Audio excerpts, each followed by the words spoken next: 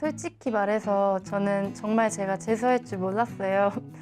저는 자만심에 빠져서는 나는 어떻게든 잘 돼서 원하는 대학 붙을 거야 라고 생각했고 고3 내내 행복한 캠퍼스 라이프를 즐기는 대학생을 상상했습니다. 저는 자존심이 굉장히 높았습니다. 주변 사람들로부터 늘 잘한다고 칭찬을 받아왔고 저도 그런 제 자신을 자랑스럽게 여겨왔습니다. 하지만 수능을 망쳐 재수를 하는 자신을 받아들이기 힘들었고 잘하던 애가 왜 저런데? 이런 다른 사람들의 반응이 무서웠습니다. 하지만 그렇다고 해서 오랫동안 가져왔던 의사란 꿈을 포기할 수 없었습니다. 의사 가운을 입고 있는 저가 아닌 다른 미래를 상상할 수 없었습니다. 그래서 고등학교 3년 동안의 자만심을 버리고 겸손하게 가능을 넘어서서 한계에 다다를 때까지 공부를 해보고 다시 도전하고 싶었습니다. 그렇기에 재수를 결심하게 되었습니다.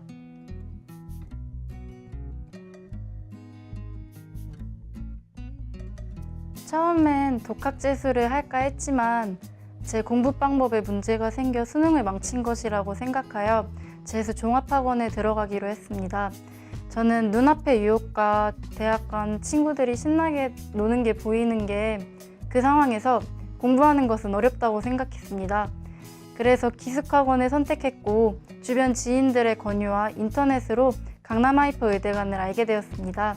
처음 기숙생활을 하는 것이라 걱정도 있었지만 이왕 하는 거 정말 제대로 임해보고 싶었고 의치대 전문 학원이란 것이 신뢰가 가서 강남하이퍼 의대관을 선택하게 되었습니다. 물론 기숙학원이라도 정말로 관리가 잘 될까 했는데 돌이켜보니 헛된 생각이었고 정말 철저하게 관리해 주었습니다. 그리고 학원에 계속 선생님이 상주해 계셔서 공부에만 집중할 수 있는 환경을 만들어 주셨습니다. 그래서 입소하고 난 후 강화의대관을 선택한 것에 굉장히 만족했습니다.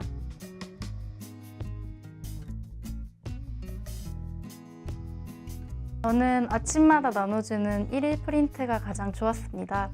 특히 국어 의열괴제, 수학 조산모사, 영어 데일리 테스트, 과탐 일사천리 이렇게 각 과목마다 5에서 6문제가 있는 프린트를 매일매일 나눠주시는데 학원에서 쉬는 시간, 식사 시간 등 자칫하면 낭비될 수 있는 시간이 굉장히 많은데 저는 1일 프린트들을 풀면서 그 시간을 잡았습니다. 또한 매일매일 풀다 보니 문제의 감을 잃지 않게 해주고 과목의 균형도 맞출 수 있었습니다. 또한 학원쌤들이 너무 좋았는데요.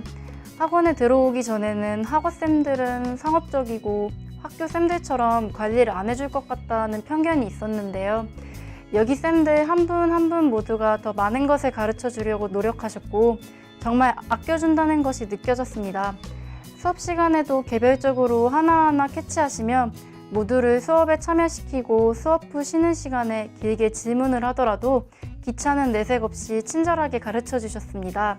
이제서야 얘기하지만 쌤들 너무 감사드립니다.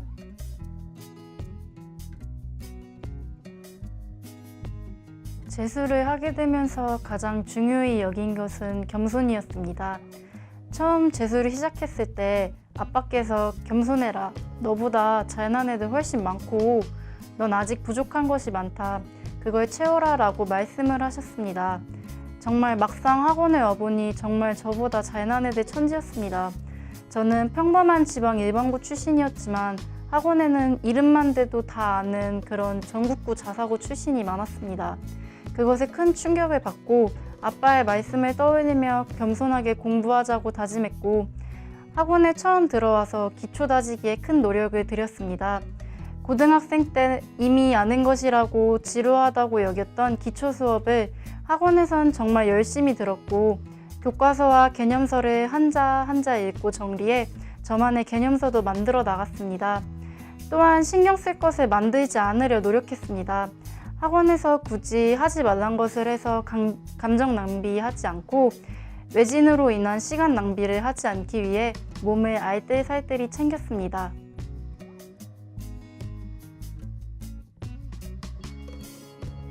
일단 가장 중요한 것은 실수 잡기였습니다. 최상위권은 실수 하나로도 운명이 갈리기 때문에 실수는 절대 용납할 수 없다고 생각했습니다. 저는 성격이 좀 덜렁거리는 면이 없잖아 있어서 시험을 보면 꼭 실수로 하나는 틀렸습니다. 현역 수능 때 또한 구조를 보고 어떤 물질인지 고르는 화학 1번을 틀리는 제 어이없는 실수를 저지르기도 했죠. 재수 공부를 시작하면서 실수를 확실히 잡자고 다짐했고 늘 실수를 조심하면서 공부를 해나갔습니다.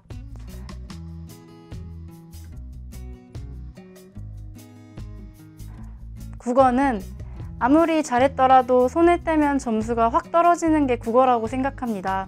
저는 국어가 자신 있는 과목이었기에 고등학교 때 정신을 차리면 국어에서 손을 떼고 있던 경우가 많았습니다. 그래서 재수하는 동안은 매일매일 국어 공부를 하려고 노력했습니다. 수업 시간 동안 배웠던 선생님의 문제풀이법 중 좋은 것을 더해가면서 저만의 국어풀이법을 다듬어 갔습니다. EBS 연계교재와 기출에 그것을 적용해 가면서 문제를 풀고 분석했고 그 결과 출제자의 의도를 알고 비문학 지문 같은 글이 있으면 그 글이 어떤 흐름으로 지어졌고 중요한 것은 어디이며 이 내용으로 어떤 문제가 나올지까지 예상할 수 있었습니다. 이리저리 풀이법을 바꾸지 말고 자신만의 풀이를 만들어 그것에 정착하는 것이 좋습니다. 그리고 일일 프린트인 의열계제를 사용하는 것 또한 추천하고 싶습니다. 국어 공부를 하다 보면 어느 부분에 집중돼 다른 부분을 소홀히 하게 되기도 합니다. 그럴 때 저는 의열계제를 사용했습니다. 의열계제는 매일매일 화작문, 문학, 비문학이 번갈아 나오기 때문에 각 부분의 밸런스를 맞추며 문제 푸는 감을 잃어버렸다 싶을 때 그것을 되찾아줬습니다.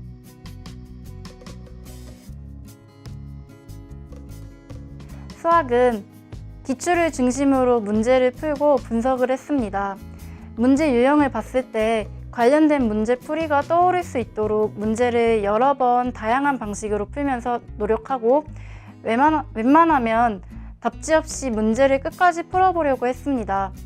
만약 틀린 문제가 있으면 제각 오답 노트를 작성해서 틀린 포인트를 찾고 그 틀린 포인트와 관련된 기출 문제를 찾으면서 복습했습니다.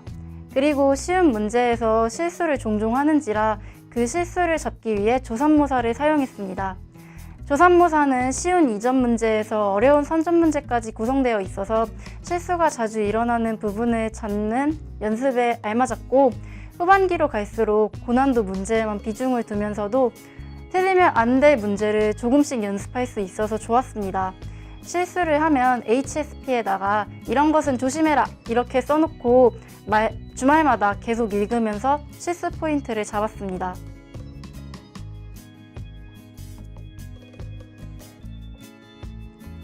영어는 절대평가제가 되면서 확실히 고3 때보다 공부의 양을 줄이긴 했습니다.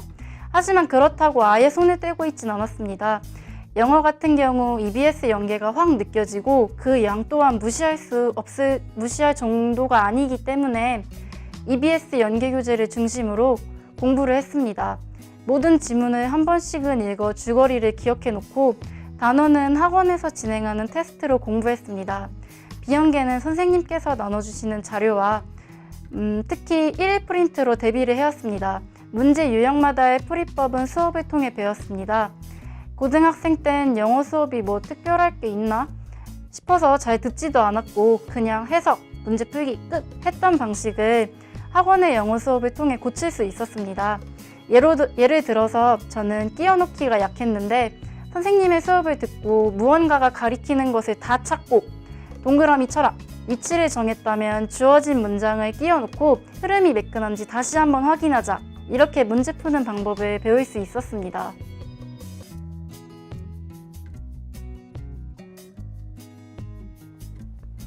화학 1은 개념을 탄탄하게 잡아놓고 그 개념을 문제가 원하는 방식으로 응용할 수 있느냐가 가장 중요합니다. 화학에 개념이 뭐 필요가 있나 싶은 사람도 있을 텐데 화학은 탄탄한 개념 없이 절대로 사쪽을 풀 수 없습니다. 그리고 문제를 많이 풀어서 문제에 익숙해지는 것이 좋습니다. 그렇다고 더러운 문제를 풀리는 것이 아닙니다. 화학은 더러운 문제가 좀 많은데 그거 말고 EBS 연계교재와 기출을 확실히 풀어야 합니다. 저 같은 경우는 사람 이름이 들어간 모의고사는 거의 안 풀었고 연계교재만 3번 풀고 기출도 돌렸습니다. 화학은 문제 유형이 크게 확 바뀌진 않고 조건 같은 것이 조금 변하는 경우가 많습니다. 예를 들어 양적 관계 문제에서 어떤 조건이 있을 때 몰수를 쓰는 것이 좋을까 아니면 질량을 쓰는 것이 좋을까 감을 잡아두는 것입니다. 또 화학에서 중요한 건 시간 관리와 실수 금지란 것도 잊지 마시면 좋겠습니다.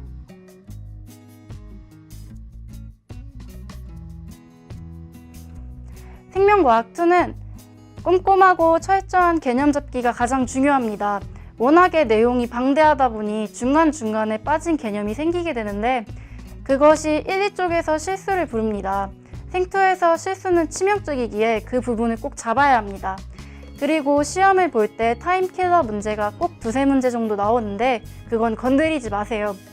그 문제들을 제외한 나머지 무조건 맞춰야 할 것, 실수가 없어야 할 것들을 다 풀고 돌아와서 풀어야 합니다. 괜히 건드렸다가 시간만 훅 지나서 다른 문제들을 다 못 푸는 경우가 생깁니다. 그리고 문제를 넘길 수 있는 용기가 있어야 한다는 것입니다.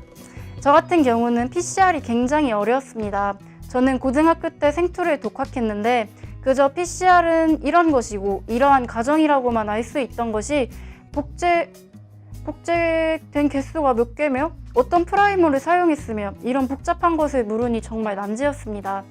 학원에 들어와서 생투 선생님으로부터 내신에 썼던 그러한 잡다한 것들은 다 빼고 정말 수능에서만 필요한 개념을 열심히 듣고 문제 푸는 팁을 전수받아 기출도 연습을 하니 해결을 할 수 있었던 것 같습니다.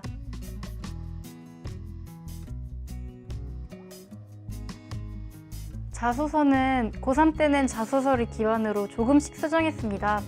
자소서가 합격의 큰 변수라고 생각하지 않았고 재수생의 본업인 수능 공부를 소홀히 할 수 없기에 최대한 작은 비중을 두었습니다. 학과 담임 선생님과의 상담을 통해 조금씩 고쳐나간 게 다였습니다. 면접 같은 경우는 한 3일 전쯤부터 작년 면접 후기, 생기부, 자소서를 보고 예상 질문을 뽑아 그것에 대해 핵심 키워드로 답을 달았습니다. 문장으로 달아서 그걸 채로 외웠다가는 조금이라도 까먹으면 다 까먹기 때문에 핵심 키워드를 보고 그것을 설명하는 문장을 즉각적으로 말해낼 수 있도록 연습했습니다.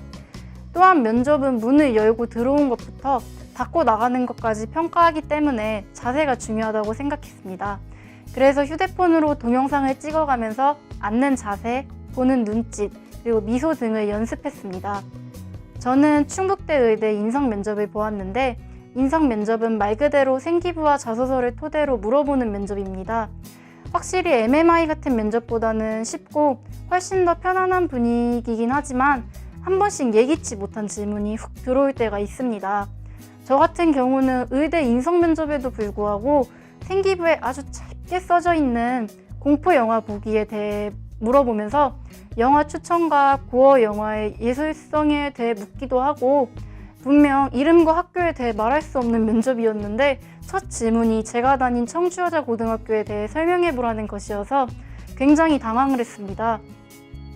또한 저는 생기부의 이과적인 요소를 주로 준비해 갔는데 오히려 독서를 많이 했는데 의학이나 과학 말고 다른 인문학이나 철학 분야에 관심이 있는 것을 물어보는 등 문과적인 요소를 많이 물어봐서 매우 당황을 했습니다. 그럴 때 당황함을 계속 유지하면서 말을 더듬어 횡설수설하지 말고 생각할 시간을 좀 달라고 엿듣고 생각을 정리하신 후에 말하시길 바랍니다. 그리고 면접을 할 때 자신감이 없으면 무조건 떨어집니다. 자신감을 가지고 힘있는 목소리로 말하세요. 저는 이것이 가장 중요하다고 생각합니다.